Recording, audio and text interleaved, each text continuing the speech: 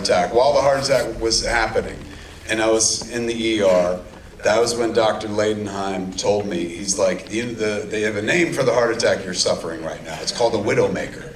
And I was like, why? And he goes, seriously? Okay. He goes, because in 80% of the cases of the same heart attack you're having, in 100% of the cases of this heart attack, the widowmaker, in 80% of the cases, the patient always dies. You're going to be in the 20%, he said, because I'm good at my job. And he disappeared into my crotch and made magic. How they get to your heart is through your femoral artery, right next to your dick and shit. I was like, hey, careful.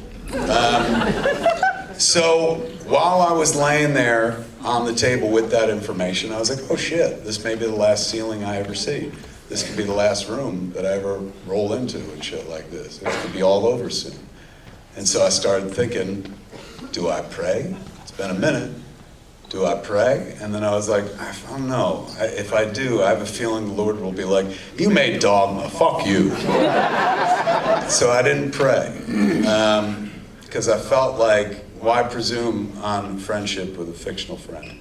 So I toughed it out, and the guy that saved me wasn't, anything but a man with some good training. And I won't even say, most people would be like, well, that was God working through that guy. But I talked to another doctor once, and they told me this. Dr. Paula, who's the woman who, whenever you go make a movie, if you're a director, they make you do a physical, right? So make sure you're not going to drop dead when you're making the movie.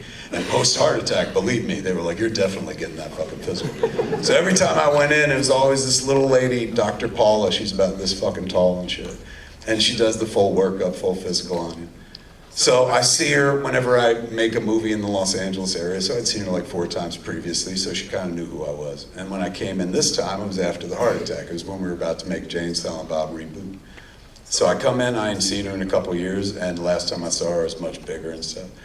And when I walked in, she goes, oh, there he is, Mr. Heart Attack. Mr. I talk about my heart attack everywhere on TV.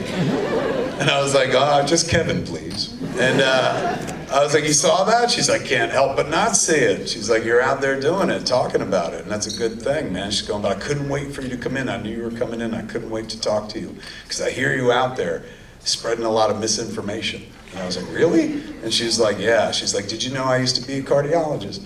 I was like, no, I thought you were just GP all this time. She goes, yeah, I used to be a cardiologist. And one day, me and 3 of my buddies, 3 other cardiologists, are working on a heart patient at Cedars-Sinai. So you're talking about the best hospital with the best technology and 4 of the best heart surgeons in the LA basin. She's like, suddenly in the middle of the procedure, massive fucking heart attack, drops. I was like, well, if you're gonna have a fucking heart attack, have it around 4 doctors in Cedars-Sinai. She goes, not the guy on the table, one of the doctors. Dropped to the floor. I was like, well, if you're gonna have a heart attack, have it around 3 of the best. And she goes, and that's the point of the story. We should have been able to save him, but we couldn't. He died. And he had 3 of the best around him, and he had all the materials and all the equipment, and he was in the right place, and none of us could save him. She's like, I hear you out there talking about Dr. Mark. That's my cardiologist, Dr. Mark Leidenheim. She's like, I hear you out there giving Mark lots of credit. And she's going, I like Mark. Mark's a great guy, but Mark did not save your life. She's going, Chance saved your life. She's going, the misinformation I wanted to correct, you're out there telling people 80% of people die with your widowmaker heart attack. That's wrong. I was like, I thought it was high. She goes, it's 83, you fucking idiot. Only 17%. She goes, you had a 17% chance of walking out of that room. That had nothing to do with Dr. Mark. That had nothing to do with anything but chance. And I said, what? And she goes, I'm not gonna get into it. I'm a lady of science. She's going, but you might think about going back to the synagogue. I said, I'm Catholic. She goes, that's good too. So ever since then, I've kept a thought in the back of my head, just in case. It was such a big part of me, and I loved it so much, man. A big part of my identity was being Catholic. I had to surrender it at a certain point because it felt like, I wasn't part of the club anymore. It felt like I went a different way. And I miss it. I love people of faith, man. You would think because of this movie maybe, or people that don't know this movie very well, because I feel this movie is very reverent, But you would feel that like, oh, he probably hates those fucking church people. And that's not true, especially after Red State. You might be thinking like, he don't like any of them fucking church people. That's not the case. If you are an individual of true faith, if you truly believe you have the Spirit and whatnot, and fundamentally, that is who you are, and that's a belief structure that goes beyond what you were handed by your parents, but who you are intrinsically in your soul, I have nothing but love for that person, and I envy that person. I remember being that person, and I remember how peaceful it was, how good it was, the assurance of knowing what happens when this is all done and stuff.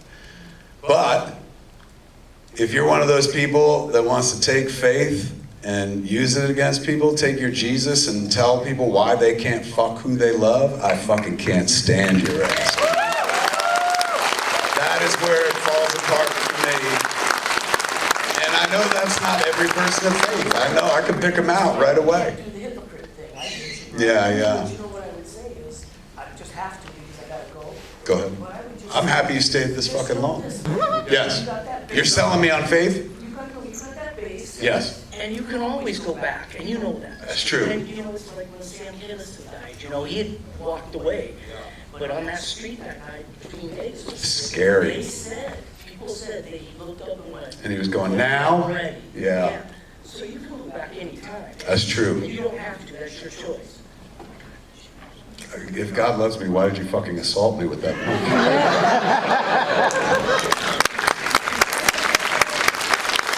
Looking out for my soul, man. Thank you for that. Yeah.